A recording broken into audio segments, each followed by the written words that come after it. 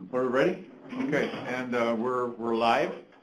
So I'd like to welcome those in the room as well as people online, of which I think we have a significant number, or will have anyway. We've had a fair number of people who signed up. My name is Mark Fritzler. I'm the director for the TOPS program.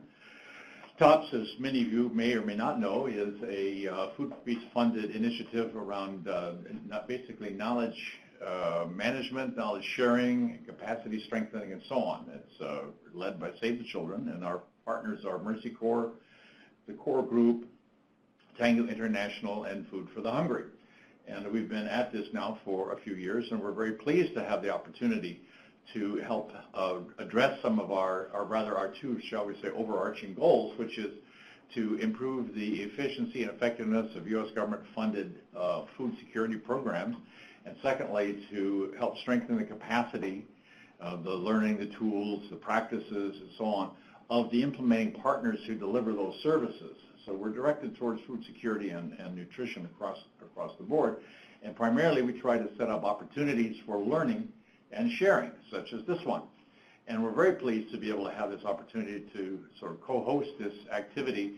That's it's the second in the series, and Abby will give you a little bit more background on that. But we're co-hosting this with the Agricultural Technology Adoption Initiative, ATAI, as you can see on the screen here, which is a joint research initiative of the Jameel Poverty Action Lab at MIT and UC Berkeley Center for Effective Global Action.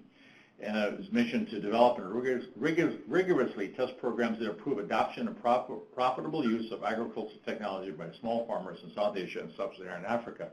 And these kinds of activities and this kind of learning is very dear to my heart. I'm very, very close to the sort of as a layperson to agricultural extension as a practice. I grew up on a farm, like many people who grew up on a farm. When you joined the Peace Corps, they wanted to put you in agriculture programs, even though you didn't necessarily have an agricultural degree. I guess they figure that mucking out barns and driving tractors and getting to know farmers and the farmer way of life was probably a pretty good initiation into being able to be involved in agriculture extension, which became what I did as a Peace Corps volunteer for 3 years. And subsequently, I've been sort of kind of clued into it myself, and I'm extremely pleased by and intrigued and excited about the opportunities that this kind of practice that's being promoted by did you say ATAI? ATAI. It's going to help improve the capacity of organizations and as well as practitioners to share and to test informational transfer technologies, methodologies, as well as improved technologies to help continue the programming efforts of agricultural extension in order to help the many small farmers around the world, upon whom a significant portion of the population of the earth depend. So anyway, it's my pleasure to welcome you all here to this activity. I'd like to introduce Abby Love, who's with our partner Mercy Corps and involved in the agricultural and the natural resource management component of what TOPS does. And Abby, if you want to just give us a little more background on this, yes. Go right ahead. Thank you, Mark. And welcome, everyone. Thanks, Mark, for that great introduction to TOPS and the reason we're here. And so we have the pleasure to have Kyle Murphy with us from ATAI. He is the policy manager there. And we did an initial event in January that was related to randomized evaluations, the opportunities and challenges around those. And that was a little more about methodologies and how to do randomized evaluations, specifically randomized controlled trials. So if you were not able to attend that event, we have the recording online. I think for our friends online, we are sending them the link currently. And so that was a great event, and this is the second in the series. We have 2 more planned, we think. But this one is specifically on agricultural extension and how that impacts farmers' ability to adopt technologies. So we're really looking forward to hearing what ATAI's findings show and to learn a little bit more from Kyle today. So welcome. Now, also you might mention that we'll be having opportunities for people to ask questions and so on during the process, right? Yes, so feel free to ask Kyle questions. For those of you online, feel free to type questions into the chat box in our Lauren and Julia, who are helping us online today, will be sure to read them out. And then also if you're in the room and asking a question, for the folks online, if you could speak loudly, there's a mic here and one right above Leslie's head there. So just speak loud so that our friends online can hear. Well, thank you. I'm Kyle Murphy. I'm a policy manager at JPAL at MIT. So to unpack a little bit how these things fit together, we co-manage ATI, which is a research funding initiative, along with SIGA. And just to give an overview of what I'm going to be talking about today, I'm going to give a little background about who we are, what we do, and our approach to thinking about technology adoption in the agriculture sector. I'm going to go through examples of some evaluations that we have done and talk a little bit about some ongoing work that's exciting, but we don't have results yet. If there's time, talk a bit about price information and what we've seen out of those programs, and then conclude with some emerging insights and policy lessons from our overall portfolio.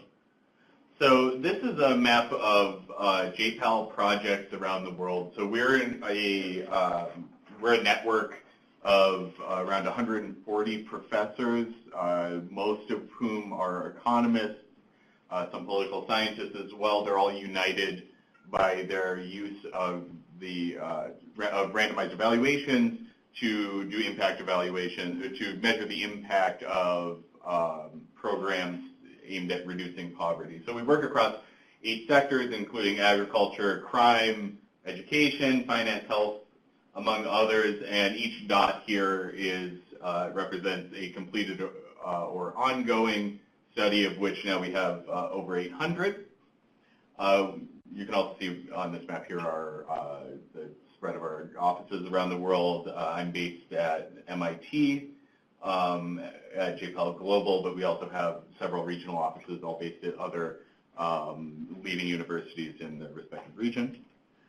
So in agriculture, this is a little out of date, but you'll see that most of our projects are concentrated in sub-Saharan Africa and South Asia, and a big reason for this is that this also slightly outdated map is from ATI, which is the Agricultural Technology and Adoption Initiative, which is one of several initiatives we run out of JPAL Global that provide funding for high-quality evaluations on priority topics. So in this case, these are all looking at technology adoption. And just to motivate this a bit, this is what I talked about mostly last time I was here, so I think the link is available to see the recording, and also on JPAL's website we have a lot of really, really good resources talking about randomized evaluations and why we think they're powerful and how to run them. But just very quickly to give you a bit of the intuition, because what I will be talking about are results exclusively from this methodology. So randomized evaluations provide a very rigorous estimate of the impact of a program, and it does it by taking first identifying eligible participants and then randomly assigning them into two or more groups, one of which receives the intervention and one of which remains a control. And the reason why this is so powerful is that by randomly assigning them, we can be assured that on average these groups are equal on all observable and unobservable characteristics. So if we're thinking about farmers, they're going to have the same average plot size, same crop mix, same off-farm income, all of these things, and that remains constant as we measure through the end line, and we can see then any differences in the outcomes we're measuring can be directly attributed to the program and nothing else. So the power here is that as opposed to other evaluation methodologies, this really reduces the number of assumptions we have to make to infer causal impact. So since the start of the time, we surveyed over 100,000 farmers, a little under half of whom were women, observing behavior change from these interventions on around 18,000. We're still finalizing our last round of awards, but before that, we've awarded 55 awards to 42 unique projects. And one of the things we're most proud of really is that we've had a really good geographic spread, and we've also crowded in a lot of research from our network into agriculture. So a lot of about half of the researchers on ATI projects had not done RCTs focused on agriculture in the past. They're all co-PIs with people with more experience, but we have been successful in bringing people into this space. So to move on to thinking a little bit more about our approach and what we think of with agricultural technology, I just want to turn it to the group. So what do you think of when you hear the term agricultural technology? Like what kinds of things come to mind? The new P2R, the evidence used that can increase yield. Absolutely. Tractors? Tractors, yeah. Fertilizers. Fertilizers, yep. Inputs, mechanization, seeds, yeah. Education. Yep, information, certainly, which we'll be talking about today. So online we have a few of those as well, but also post-harvest machines, things that grind, pulverizes, etc. Apps to share market data across regions, time frames, and crops. And then also different practices, hardware, ICT, things like that.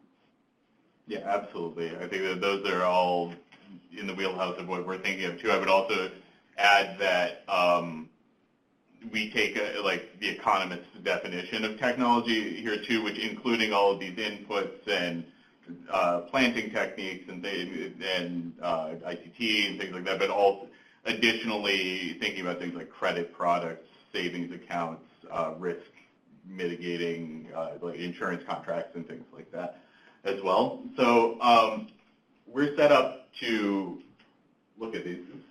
So just to motivate this, kind of the key puzzle that started our approach is kind of demonstrated through these two graphs. So first we see fertilizer use around the world from the 60s through 2000 broken out by region.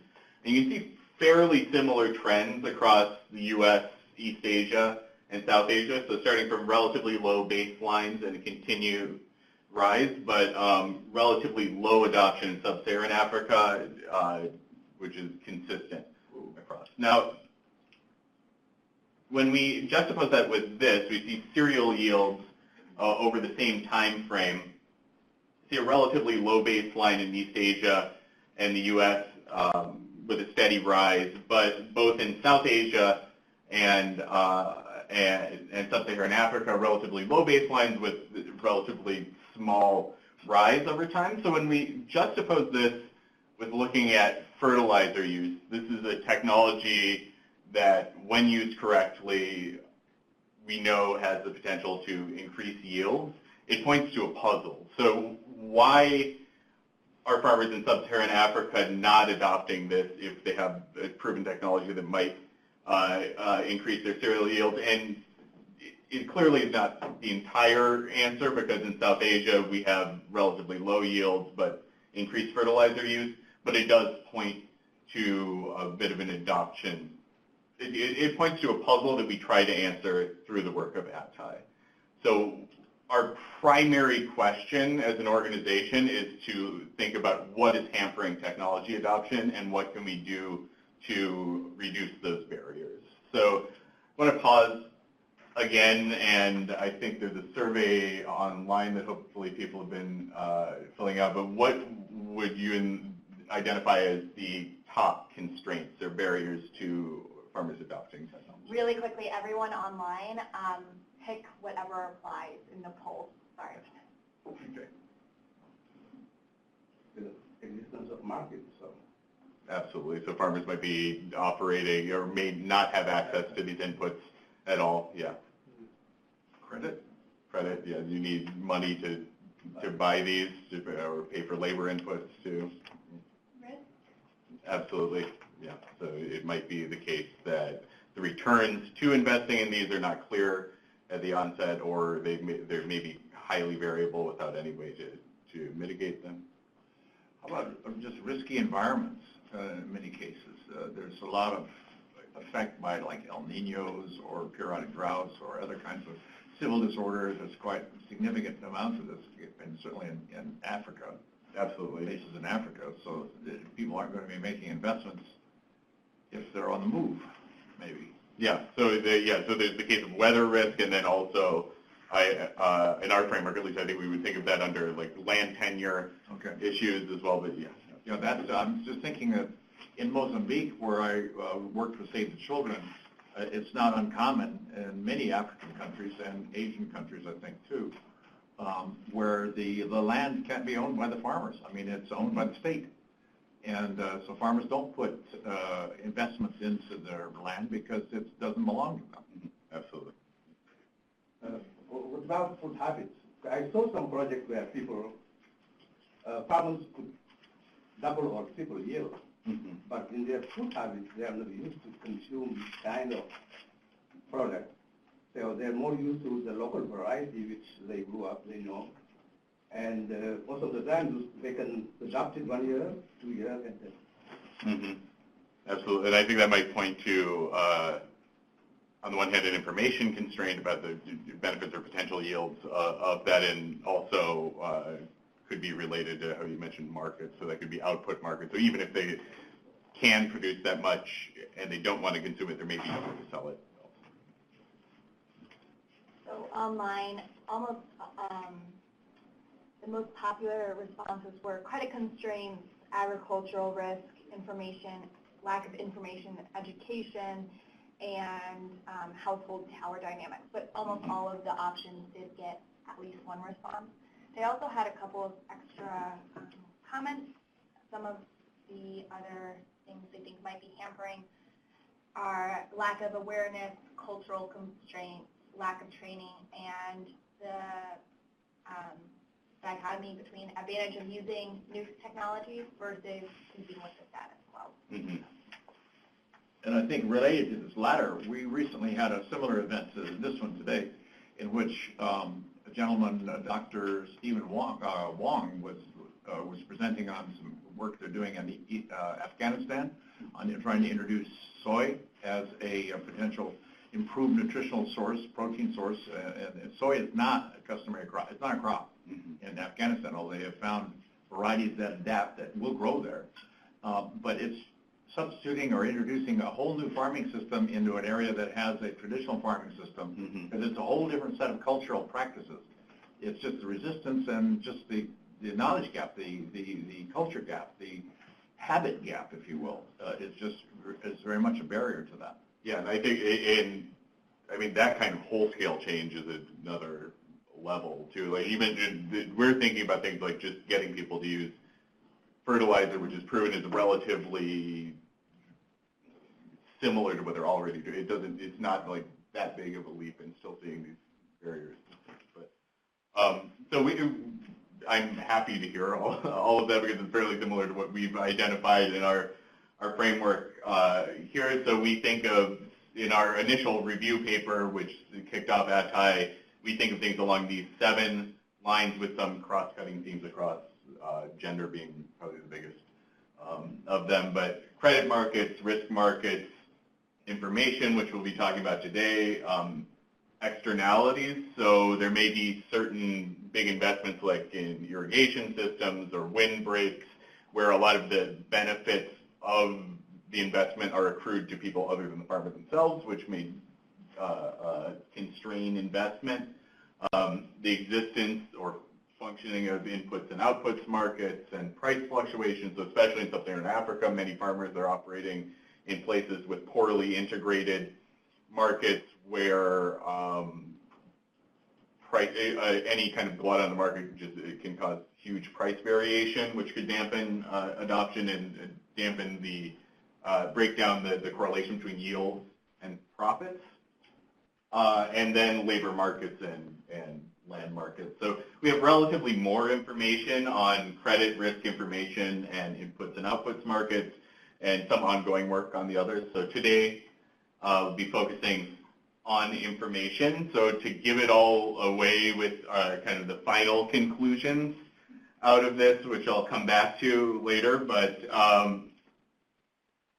so general run-of-the-mill government extension it tends to be relatively ineffective, or there's, of course, wide variation across the world. It's a common model, but haven't seen big results. We tend to use that then as the benchmark by which we're measuring everything else. Partially, this could be that information given to farmers may be wrong, or maybe something they just already know. A lot of these are focused on just business as usual, basic grain farming that farmers have been doing for years. However, there are big costs to ignoring extension, and we've seen where there is incomplete information on the part of the farmers, or in the context of introducing a new technology, extension can be very valuable and improved by small changes in the pedagogical model, including providing incentives to trainers, providing farmers a mechanism by which to review or give feedback to the trainers, leveraging social networks and finding ways to encourage social diffusion of information. And in particular, I've seen successes with ICT applications, extension in the case of new crops, and where it's addressing behavioral barriers like procrastination. So a little more about how we think about this and why this might break down. Just a fundamental thing across our portfolio that we see that is sometimes counterintuitive, I think, is the difference between maximizing yields and maximizing profits. And there are competing incentives often from, in particular, governments, but NGOs as well, who have interests beyond just the economic well-being of the farmers, but also broader food security concerns and macroeconomic goals for fertilizer and seed providers, things like that, are often making recommendations on maximizing yields. And for a lot of reasons, that's not often the same thing as the quantity that farmers are interested in, which is maximizing profits. So farmers are always going to be making the decisions on their own profits on the farm as running a business, and aligning these incentives is a lot of our work is about this. How this relates directly to extension is that we have a couple of studies looking at this, and one with Kenya's government extension services found the official line from the government for maize farmers was recommending a quantity of fertilizer per hectare that was far too high to maximize profits for farmers. It maximized yields, but farmers were ignoring the recommendation because it was the marginal investment at some point became negative on their profits.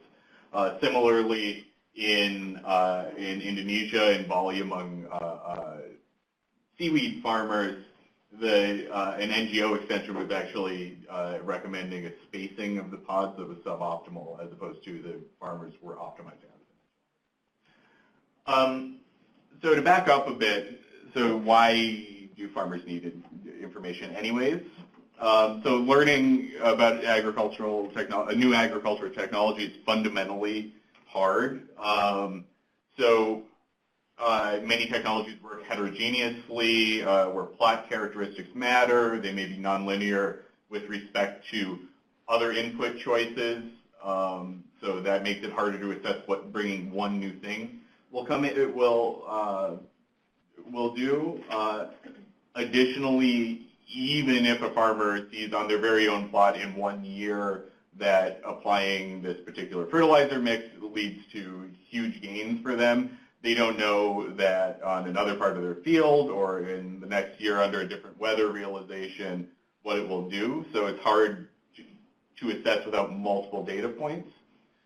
So if a farmer needs to use a new technology effectively, they need to know several information across several different dimensions. So first, just simply that it exists, something about its costs and benefits, in particular, costs and benefits in relation to their own plot characteristics, their other input choices, and expected yields if the weather were different, and then something about how to use it effectively.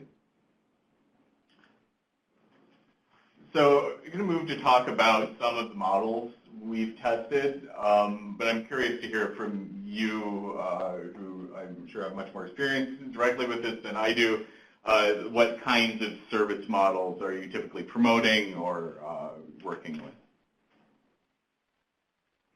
We're interested in hearing about it. Well, we're developing a M&E system for a project that is really using ICT to augment extension services. So this is in 6 different countries in Africa, and depending on which country you're in, they're utilizing various ICTs, technologies like radio, basic radio, SMS, as well as DVR video. Grab your Android and show video to the farmers, about how something might work. And so it's an exciting project, but one of the real challenges we've had is really being able to pull some metrics out of that. And that's what really has us interested in this, what you're talking about today.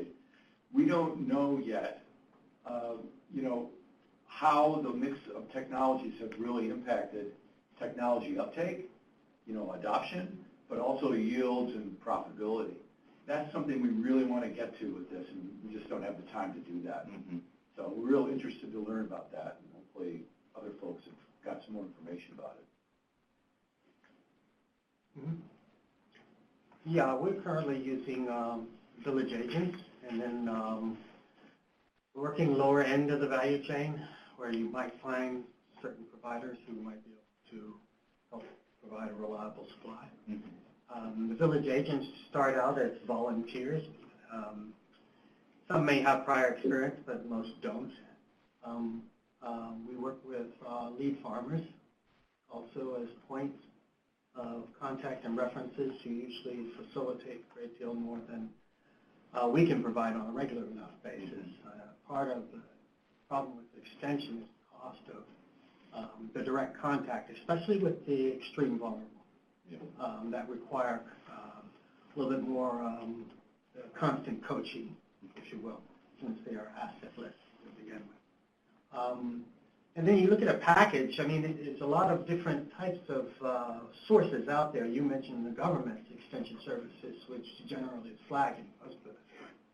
However, what you do find is the structure of a government extension service in place with very little resources to do anything. Mm-hmm. So it's easy enough to convince them to join your program because a lot of them are looking for something to do and are interested in the subject matter. So we try to keep them engaged, at least, without citing too many resources from beneficiaries to them. A lot of the training, we use them as either leads or facilitators. Mm-hmm. The monitoring, a little bit more problematic because of costs associated with being mobile. And then in trying to envision the structure needed for extension, knowing that it cuts across so many different areas that would support upgrading a chain.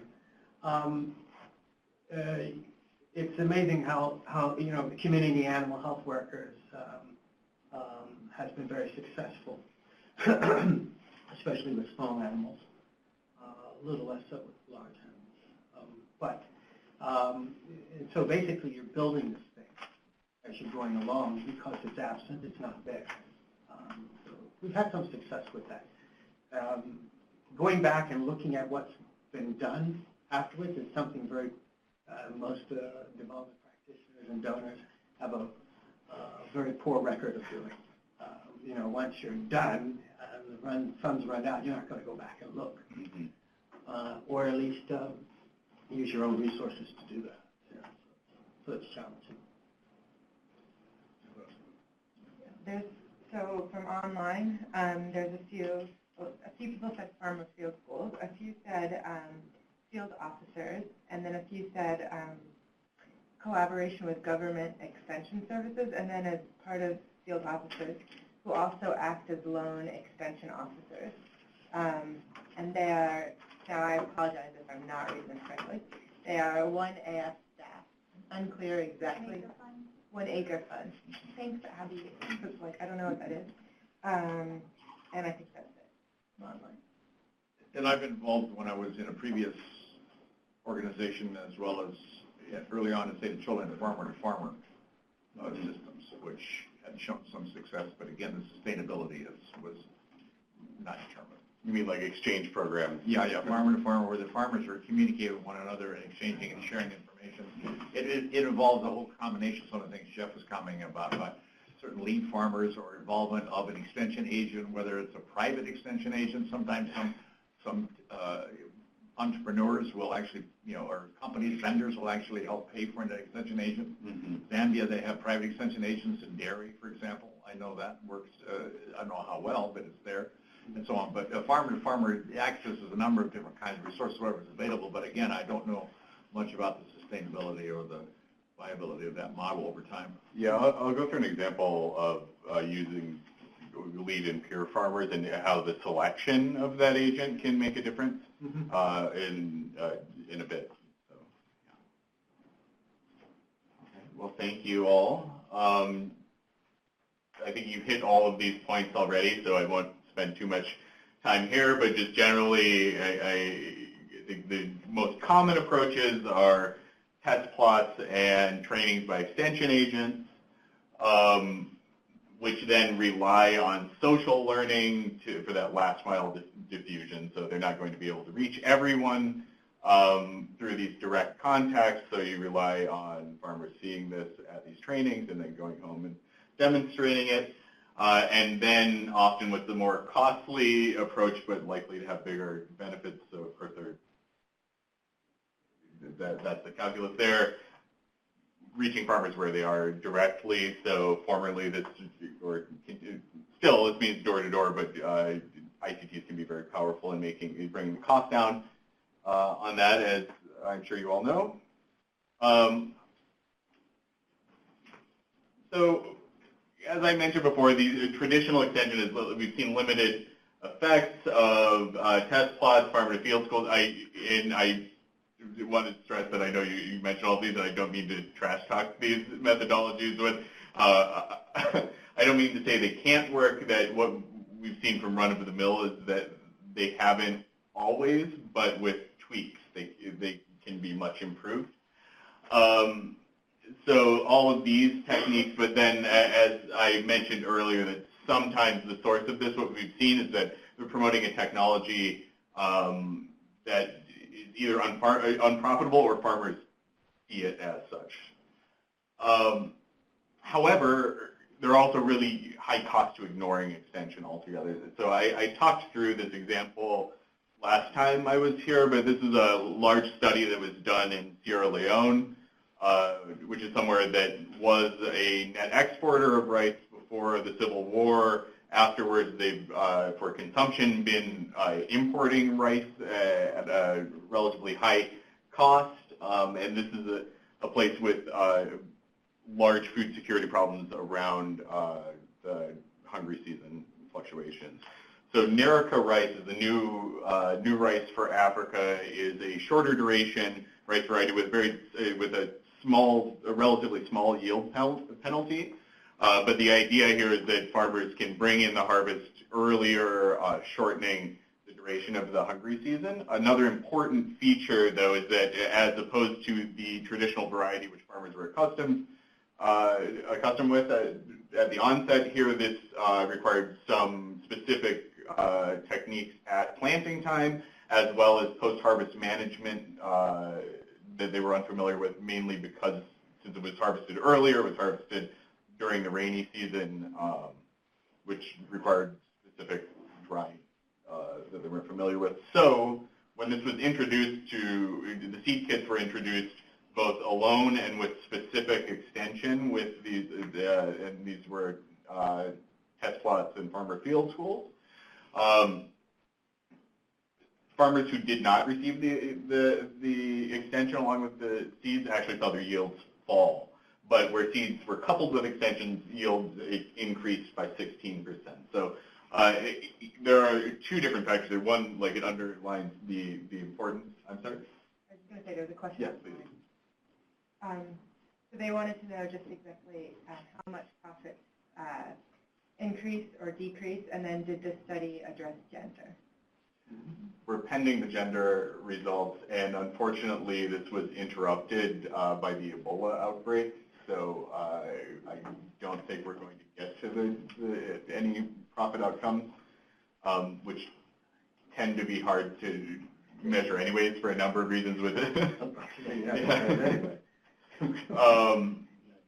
But yeah, that's what happened with this one eventually. But I think what I want to point to here from the first round is that without extension, it would be hard for farmers to learn about this yield potential of this variety too. So you think of that information gap as the key to dampening adoption. Just a quick, maybe not entirely relevant technical question.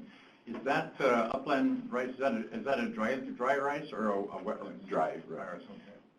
You know, that's an important question because I've done some extension work in Sierra Leone, and one of the problems we found was inappropriate use of various varieties. For example, you would have a lowland or swamp variety grown upland and vice versa. And that a lot of that has to do with extension and having the right information about where this crop should be grown and how. Yeah, we have some interesting ongoing work right now with Swarna 1 in India, which is trying to, instead of targeting the extension at the farmers themselves, doing it through the seed sellers. We don't have any results, but that's just another model to address exactly that. Yeah, I may date myself with this, but as a Peace Corps volunteer in Ag Extension, one of my tasks was trying to introduce the first of the Green Revolution rices, the IR8, in Nepal. And after a significant period of time of trying to interest farmers in trying us out, I began to realize that, of course, I knew squat about rice because they had dozens of local varieties that they knew exactly where on a mountainside or on a facing would work on a wet or less wet environment. And they kept asking me, well, where does IR8 go? And I could not answer that question. I couldn't get any answers, and so I gave up on rice. I went to maize and wheat, which I knew something about. But that's exactly true. The extension needs to really understand the local culture and the local adaptations. Which could be one of the mechanisms behind the power of pure and lead farmers from the communities. So some things I guess motivating that extension sometimes doesn't work, that it's important.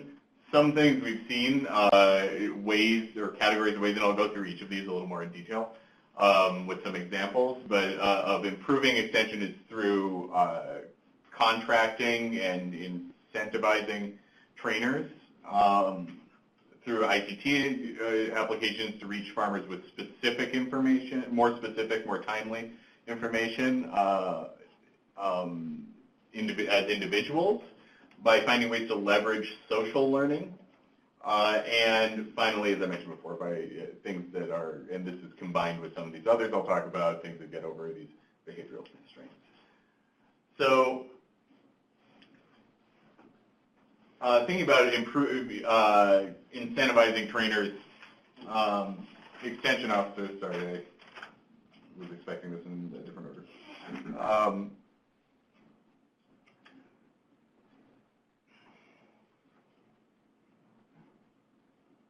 So extension workers can face meaningful incentive problems, and we've seen in a couple different contexts where providing them with in-kind payments based on the demonstrated adoption of their trainees can have big gains. When Do you have a you're question? referring Yeah. to the generic extension or Yeah. government? I'm talking about Just the full-time. Yeah. in these cases, these are specifically using lead farmer models. Incentives based on increases in knowledge and adoption of community members, improved performance of all extension agents and lead and peer farmers in evaluation in Malawi. In the Philippines, we did a similar evaluation of a similar model, which was only effective with lead farmers. So another thing we've seen tested in a couple different contexts that may be beneficial is providing mechanisms for feedback. So both of these are very, very simple. They're just at the beginning of, and this is with government extension and with lead farmers. So providing a very simple like checkbox comment card at the end of a training and letting people know that that will happen at the beginning is improved satisfaction and improves knowledge in certain circumstances. So this is only knowledge among people who attended, not with the lead on social learning, but also no evidence of increases of yields from these. However, we think of it as being beneficial because it can increase demand for the services overall. So combined with other ways, tweaking the pedagogical model to improve the content, using this can also drive the demand for that. Was there any distinction between what might increase the quality of service over We're working on that. numerical, other than paying them some money or something? What were the examples of incentives? So in terms of the magnitude, I don't know, but the incentives were just seed kits, additional seed kits for the lead farmers. Subsidized seed kits. Do we know whether or not the seed kits are replenished by anybody, especially the extension officer or the lead farmer or their host? No, I mean this is the incentive for the lead farmer. Oh, so one time. Yeah. In terms of multi-year, we don't have those numbers.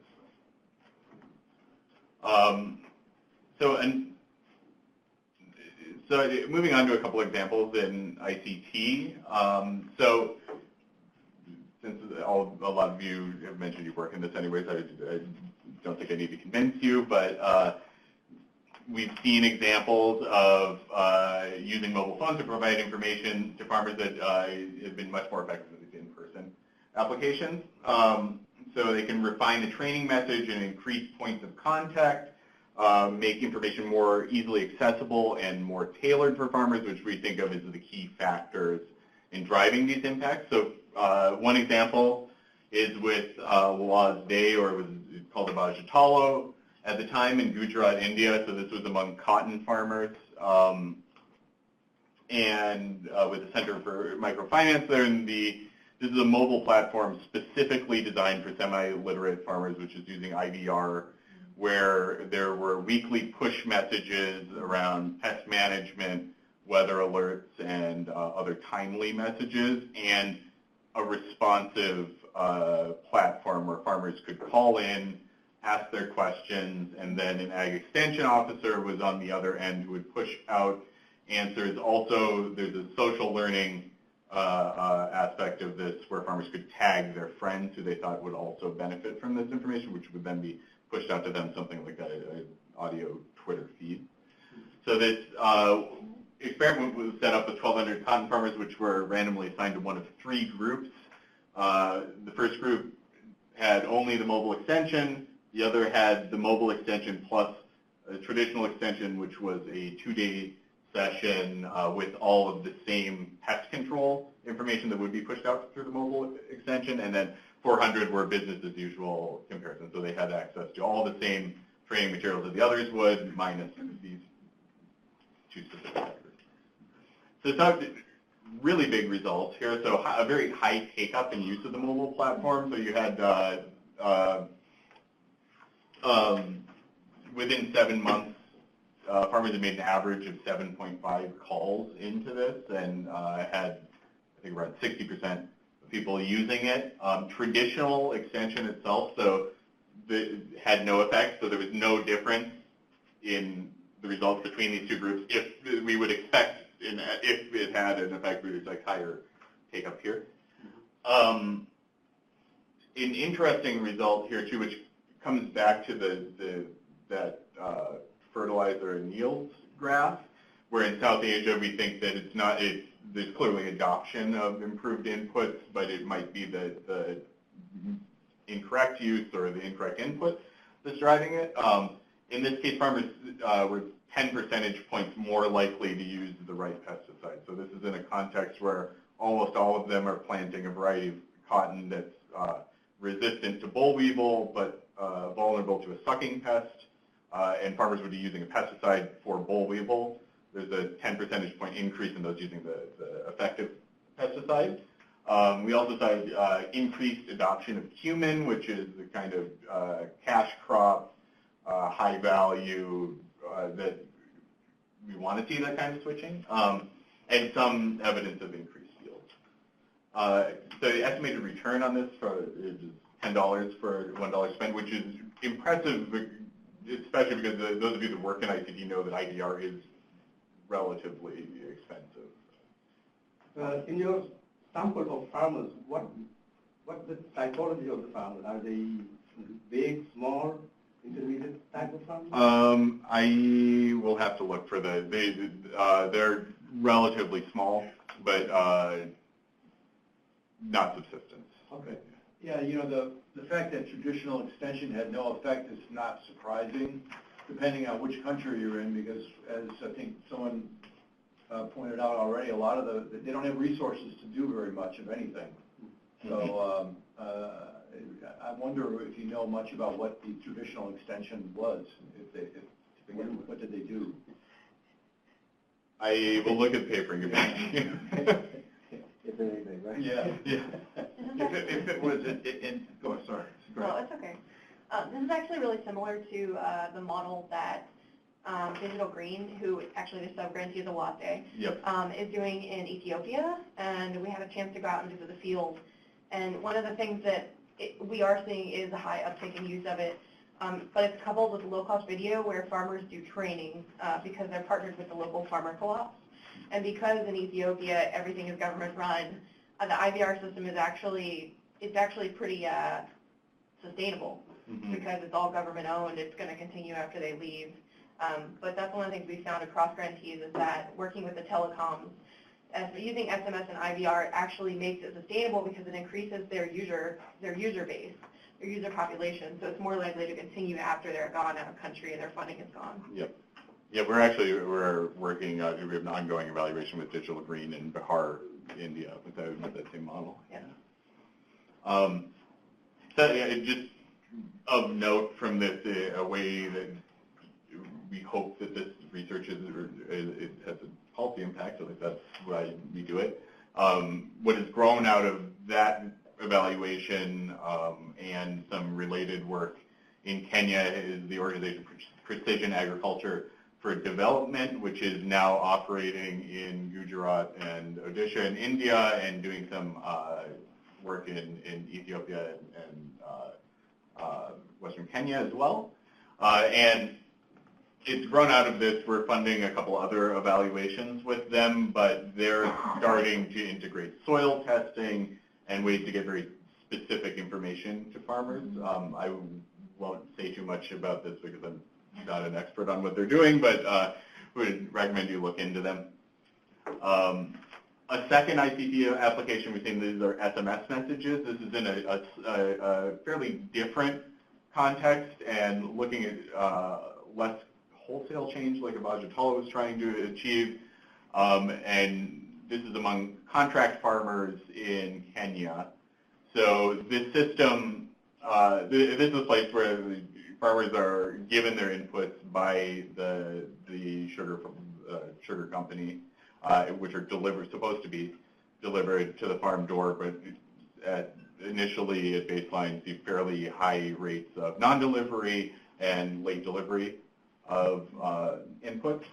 And it's also importantly in this is something where we see a fairly sustainable funding model because the sugar company has an incentive to increase the yields of these farmers.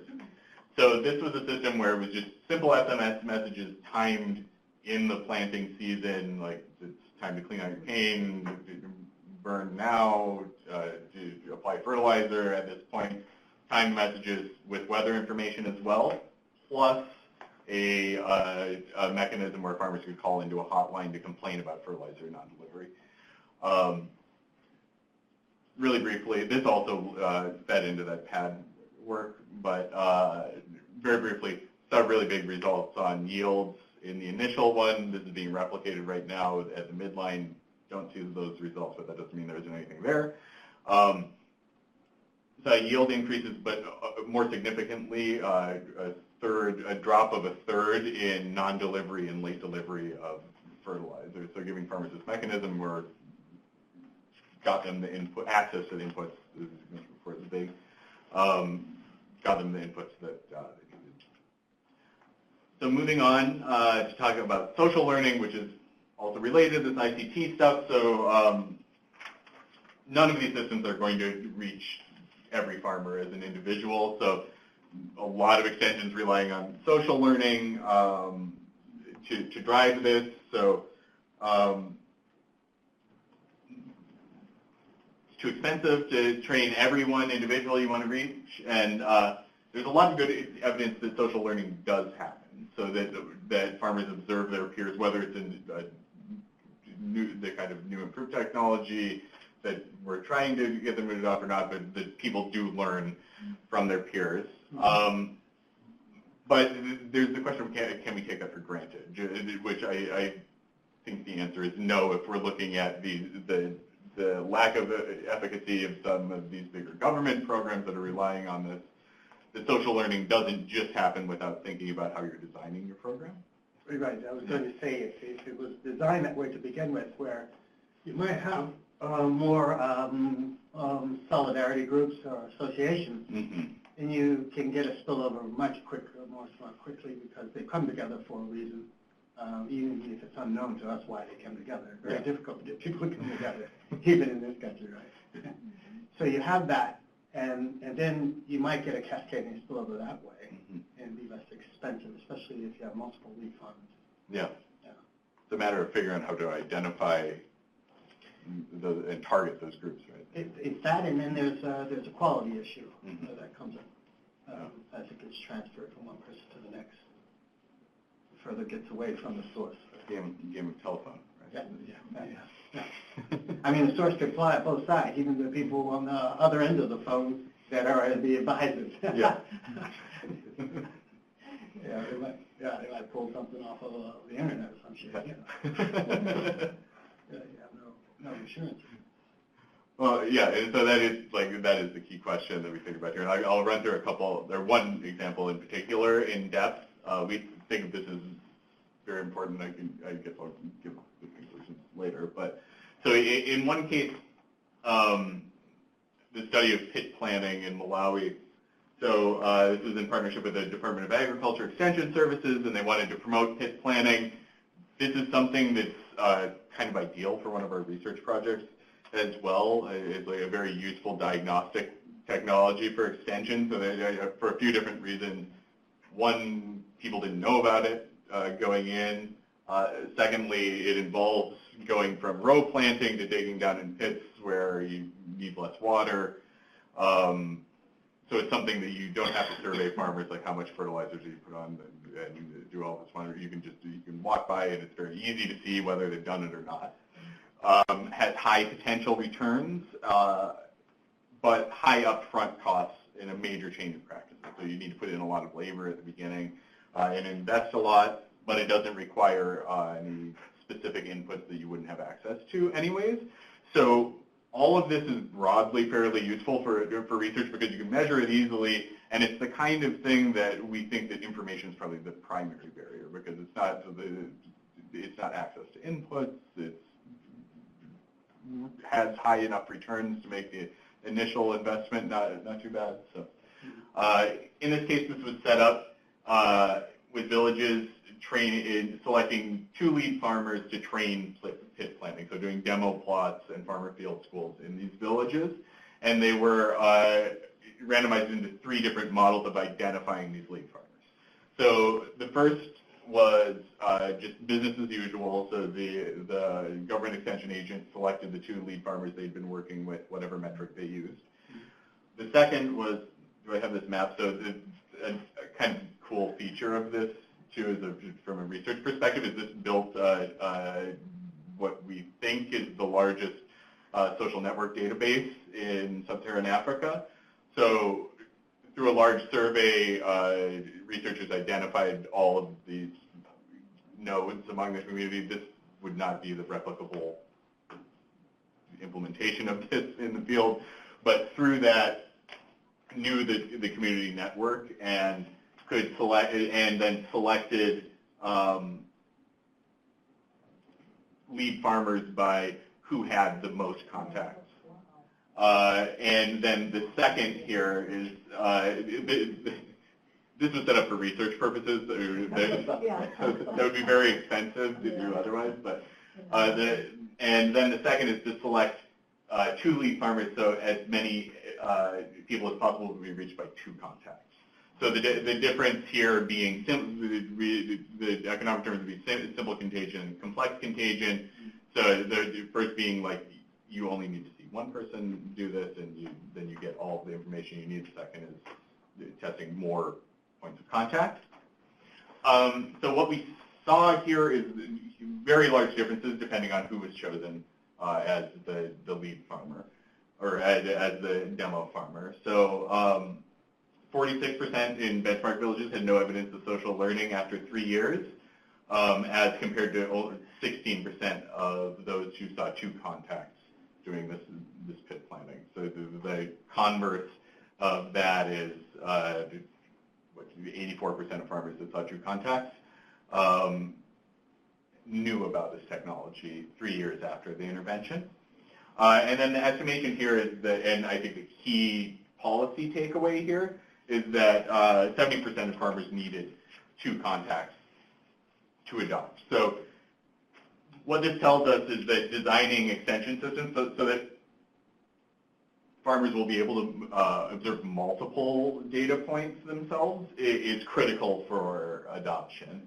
And so the 2 big takeaways here is that the messenger matters. So this was also looking at peer farmers as well. And so farmers tended to listen to people that they more than they perceived to be the most similar to themselves and planting in the most similar conditions.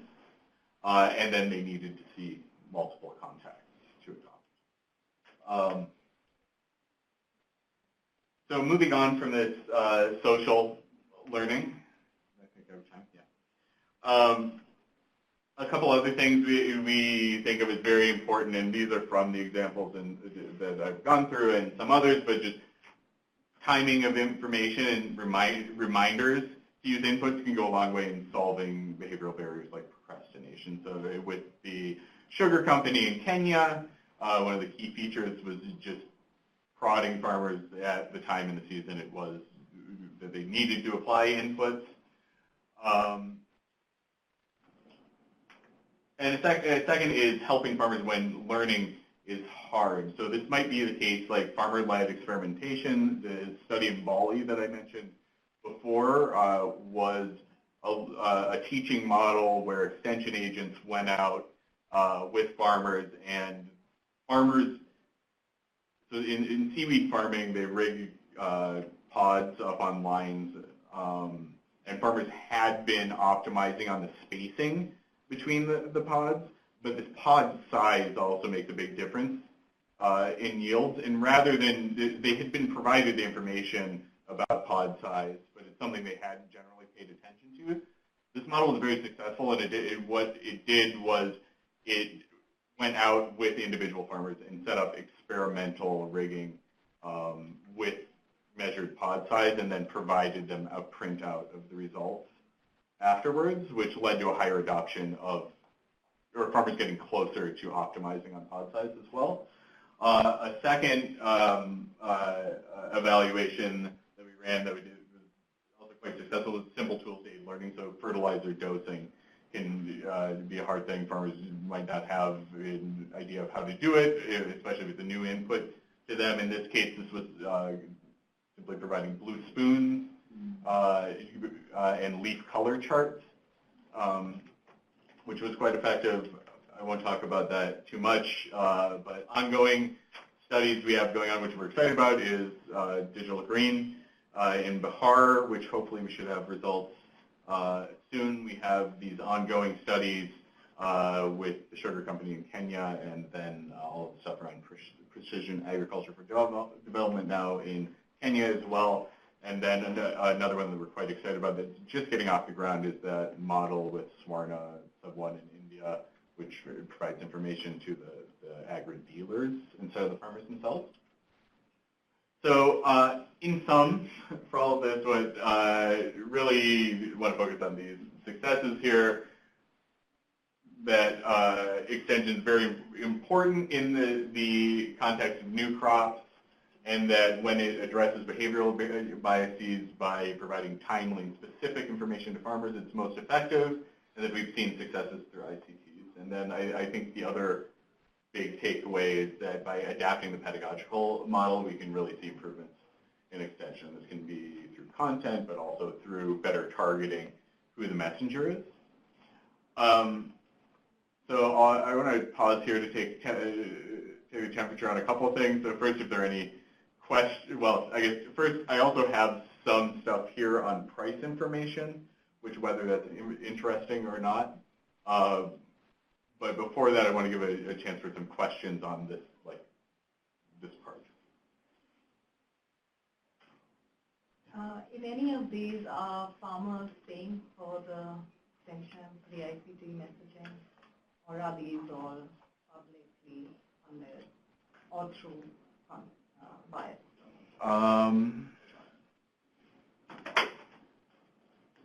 I believe these are all directly provided during the evaluation period.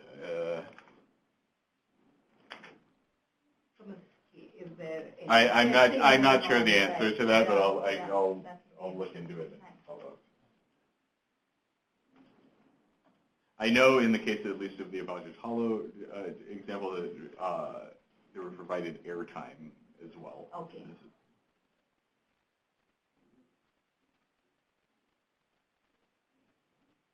I have a question.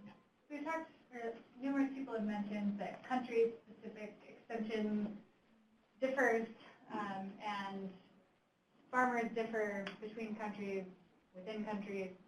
So for some of these findings, how do you extrapolate from the context in India to Ethiopia, where the government extension service is quite different, or Rwanda, where, yeah, so how do you kind of, are we able to take these with a grain of salt, or as kind of the findings to take forward as we're thinking of altering our program design? I think that's a very big and controversial question. But I think my answer to that in terms of portability of these and like adaptability of results, you have to be very careful. Like I think it's not the case that you're going to take this direct model that's serving the very particular audience of cotton farmers in Gujarat, India, and plop it down in Ethiopia without changing it. That's going to, we can confidently say that's going to have the same effects. What I think is powerful about our methodology is that we're both doing evaluations that answer key questions for the implementer and the policymaker in the context of the very specific intervention. So does this IVR system work? How many farmers are we reaching? Things like that. But also because these are all hopefully leading towards working papers or publishing like the academic incentives as well. They're tied to broader theory questions where we're thinking more about these things like how do these social networks work? What are the behavioral biases that we see, and is that what's preventing farmers from adopting, which can lead us to kind of step back and have these more generalized lessons about what we think works. So then taking that back into the field, if we think that this particular intervention was especially effective because these farmers were very risk averse, or because they had low levels of knowledge about fertilizer balances, we'd want to, or they're working in a context where there's highly heterogeneous soil types, and those specific recommendations were very powerful. We would want to, when replicating it, do some scoping on the ground to see, do those conditions hold, and test it against if the whole theory of change holds. Yeah, and I think a lot of that is going to have to do with the quality of the delivery. Absolutely, yeah. You know, you really have to have a good local partner and good structure and good design for adapting it to the local context, and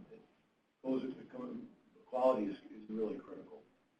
Yeah, and that kind of comes back to something I think I touched on a bit last time I was here too, that it's not always, like, these are all results from large, expensive, time-consuming randomized control trials. So that take a lot of pre-planning, and it can be a bit of a burden. That's not always necessary to do, right? Like, once we're confident in a model and the impacts, then good quality monitoring is always necessary. But it's not always going to be necessary to be doing a big impact evaluation on top of it. Yeah, that raises the question, you know, in terms of one of the things that we like to do in TOPS as a benefit or service for our, you know, the people who work with us, the implementing partners out there, is to try to find ways to shorten the distance between knowledge and practice or application. And what I was curious about, and I'm not sure that you can answer this question, or maybe more it relates a little bit to what you were just saying over here, PCI. How would these practices or your practices, how will they assist, shall we say, a partner is implementing a food for peace DFAP somewhere? How would that be? I mean, would the benefit be in having access to the papers and the results from some of these expensive models that you've implemented? Is that the more or less direct line of benefit, or is there a way in which these methodologies can be incorporated into a project to help improve the quality of it? Now, I'm thinking in particular because we're seeing Food for Peace go to these refine and implement models of trying out in DRC now, and to some degree in a CARES program in Mali, and then also in Liberia. And you know, what I'm seeing is some of this is happening externally to these kinds of projects. How do you import that or integrate that internally to help strengthen the capacity of and the outcomes of the DFAPs themselves? In terms of integrating randomized evaluations into them? Yeah, the kind of methodologies you're talking about here that you're testing out and using in various settings.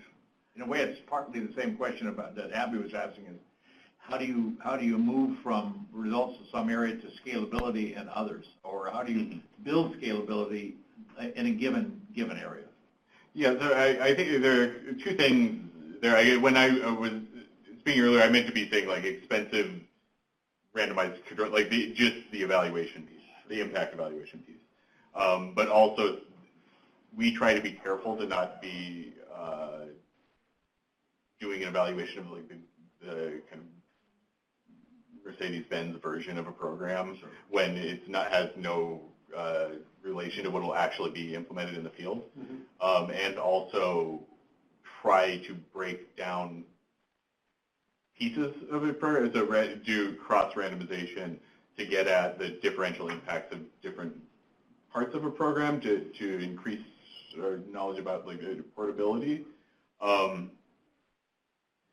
I would say with a lot of these are fairly preliminary lessons. We would be a little more confident around some of the things we have to say about risk mitigation in terms of what is replicable at this point. Well, I'm also looking at building the capacity of the implementing partners themselves. I mean, you and your colleagues are carrying this out. Atai is carrying these projects out in the field, and I'm just saying that if at some point, would it be, you know, an appropriate objective to look at building the capacity for implementing partners to actually be able to design and carry out their own mini RCTs within a project to help refine their model. Oh, absolutely. And I think there's a lot of really good work going on around that. So we tend to not do those, the kind of smaller operational questions. There are other organizations that do really good jobs with that, and I think that's also something that's completely reasonable to do internally. Part of our mission at JPAL,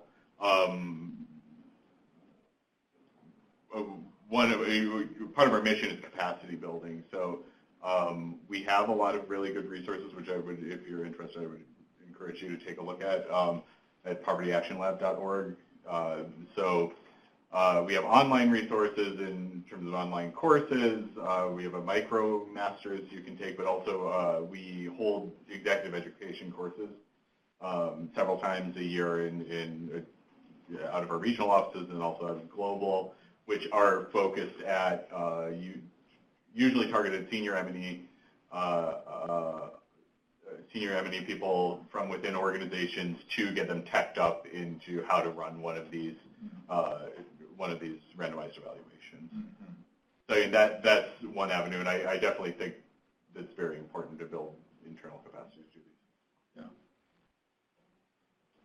Yeah, this is mainly a comment.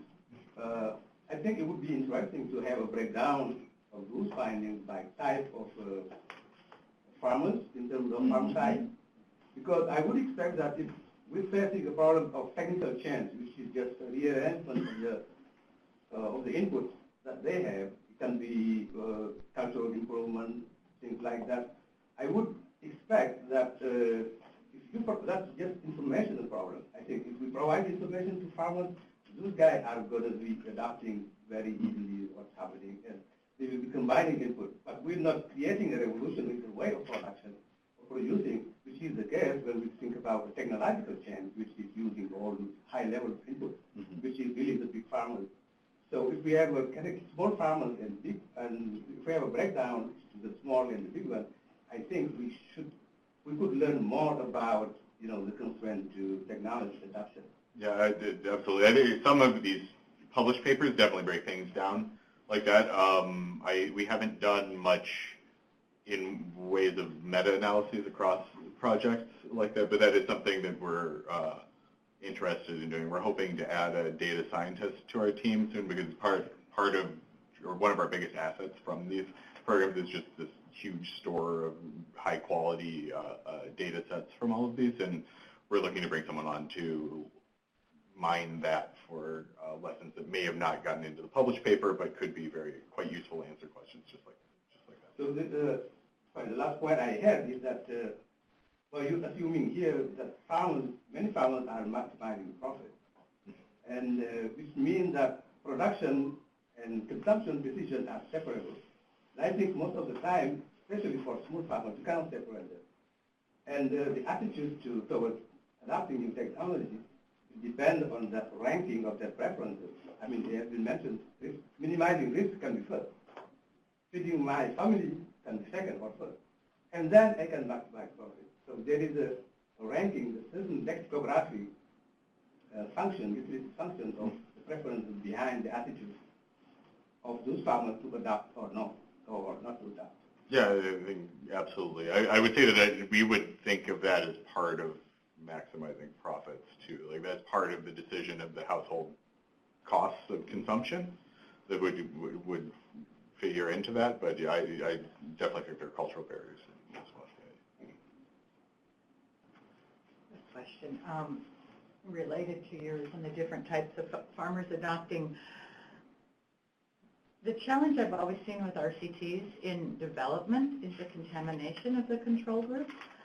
And you've talked a lot about the social learning, and so what was in place to ensure that, the one example you gave, that control group was truly a control group? Because in the field, what I usually see is, I've got the mobile phone, and I'm going to show you the message I got to 5 of my friends, or I've got the radio, and 15 of us will listen to that messaging. So, I mean, sometimes that's what we want to measure, right?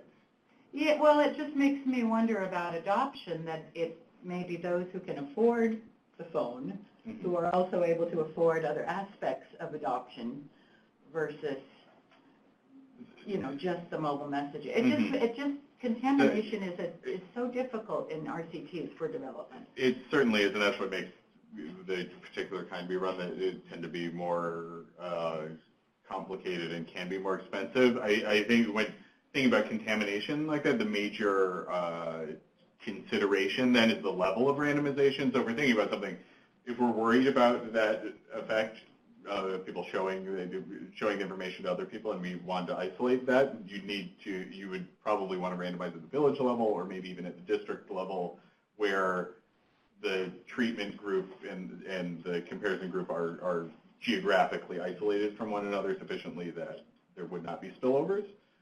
On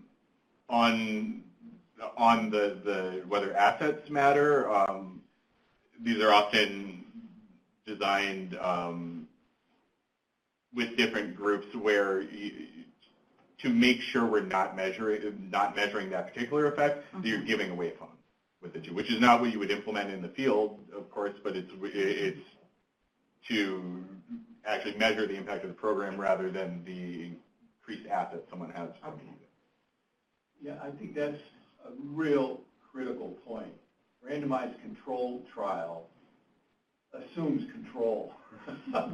And that just doesn't happen in the real world. When you've got Mother Nature, you've got all kinds of donors coming in, different, and varies from country to country as far as how many donors are stacked up on trying to work with the same population. The other thing that's really important, as an ag economist, we always talk about transportation, roads, access to market. To me, that's critical when you're looking at technology adoption, production, and those sorts of issues. Access to market and roads. Yeah, absolutely. It's simple, but it's so basic and important. There's a question online from Mona McCord, and she asks, are you aware of any ICT-enabled extension approach and mobile solutions that are sustainable and no longer dependent on donor funding?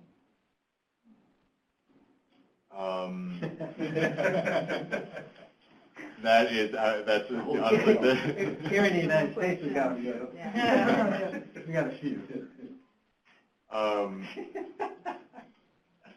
I mean, one of the grantees we're working with is close. Like HNI, Human Network International, who just merged with Photomobile, that's basically their model. Their model is to make it completely sustainable so they can walk away and the telecoms just keep using it.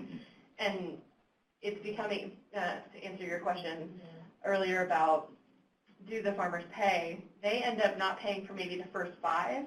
That's the agreement with the telecom that they have, but then after that they'll pay like 2 cents per SMS.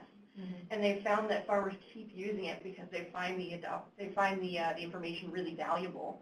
And so I think that there people like them or Awase or that model that they're moving towards is more sustainable than we've seen in the past.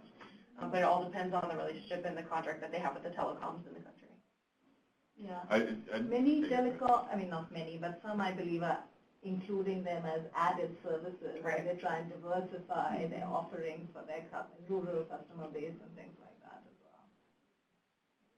Yeah, I was just wondering if there had been any, in answering the question about sustainability or presence or lack of continued donor funding, there's been, I don't know, I can't say whether it's been a trend or whether it just happens from place to place, but there are places where, I'm thinking of Zambia more recently, where there are extension services that are funded by like Parmalat put in a lot of support to dairy farming in Zambia, and in order to provide services not only for fodder growing and feeding, but also health support and so on to the herds, they basically paid for extension agents to work in the area, and as long as the economy is continuing to deliver product and output, it seems to me that would be likely more sustainable. And they're communicating with farmers by all these various means, face-to-face meeting,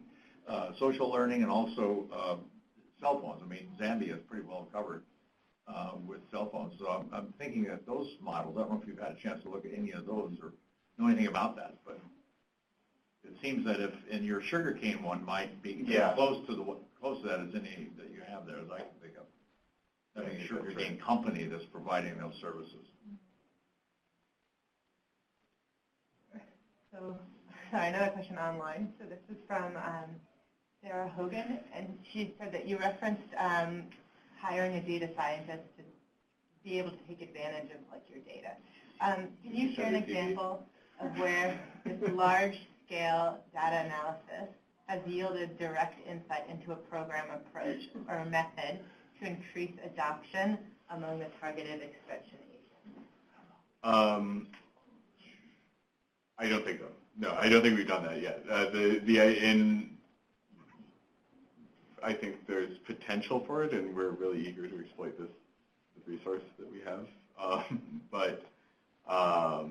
Yeah, not as of yet. I'm not aware of any. One thing I was going to say back on the sustainability of ICT approaches, since I'm not going to get to the, I'll include the price information stuff in another session, but just one key the key takeaway from that is we don't see really any impacts from providing price information directly to farmers, but the other side of that is that there is fairly significant demand for it, whether it has effects or not. So it's interesting to think of in that whether it might not have effects on its own, but it might be something supplementary to drive demand for a broader ICT extension service.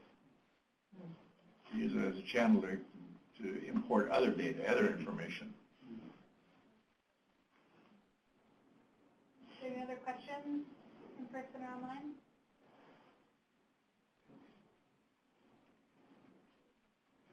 Great. Thank you so much, Kyle. Thank you, Kyle. Thanks.